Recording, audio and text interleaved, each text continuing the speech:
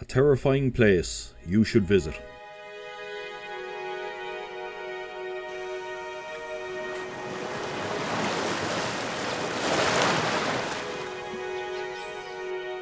I think I should give a quick disclaimer that this video is not like the rest of my travel content on my channel. It is a much darker subject, a historical subject, a place where people suffered and died in the late 1970s under the rule of the Khmer Rouge in Cambodia.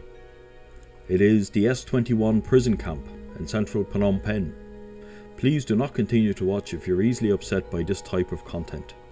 If you watch until the end, I will show you one of the bravest men I ever met, who spent time at S-21 and lived to tell the tale.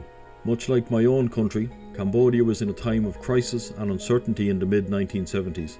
The Vietnam War had destabilised the region politically, and a communist party called the Khmer Rouge, or the Communist Party of Cambodia, came to power in 1975. This party wanted to create a peasant state where everyone worked in the fields and survived on the crops they grew. They wanted to take Cambodia back to year zero.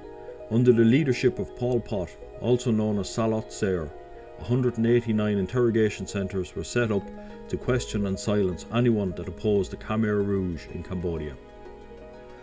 S-21 was one of the most notorious of these camps, and today is known as the Tuol Sleng Genocide Museum, located on Street 113 south of the Olympic National Stadium.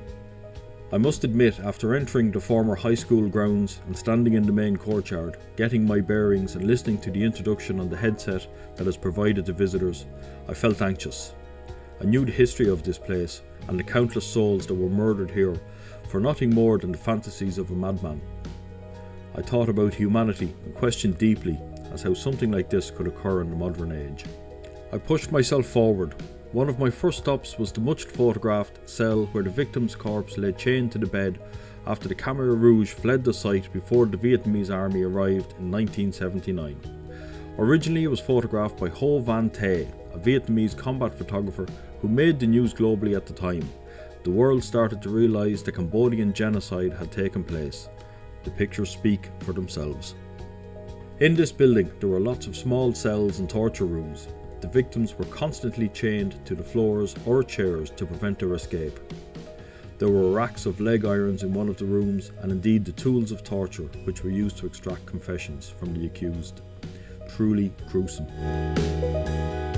The next building was surrounded by barbed and squared wire as a means to prevent escape and anyone attempting suicide from the higher floors.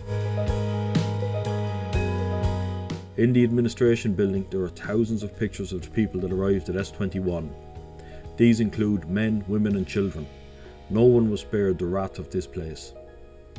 The rows of pictures are a sombre reminder of the human cost of the Khmer Rouge. There are various rooms where records can be viewed. Each prisoner was carefully documented on arrival, and I would presume on departure to the killing fields. There are pictures painted by the inmates which hang on the walls showing scenes of torture and murder. Reminiscent of Auschwitz, there is a room full of darkened rags and bowls used by the prisoners. S-21 can only be described as a sinister place, but I think everyone should see it, because if we forget our history, we are damned to repeat it again. Please remember, this happened only 40 years ago, and approximately 2 million people died during the reign of the Khmer Rouge. My visit to S-21 was startling and thought-provoking in the most extreme manner, but without doubt the highlight was meeting a man called Chum May on the grounds of the site. He is a famous survivor of the camp and has written a book on his experience in S-21 called Survivor. I have left the link in the description. We spent almost an hour talking, and he told me that he had been tortured here on a number of occasions, but he had survived because the Khmer Rouge needed someone to fix typewriters, and he had a mechanical background.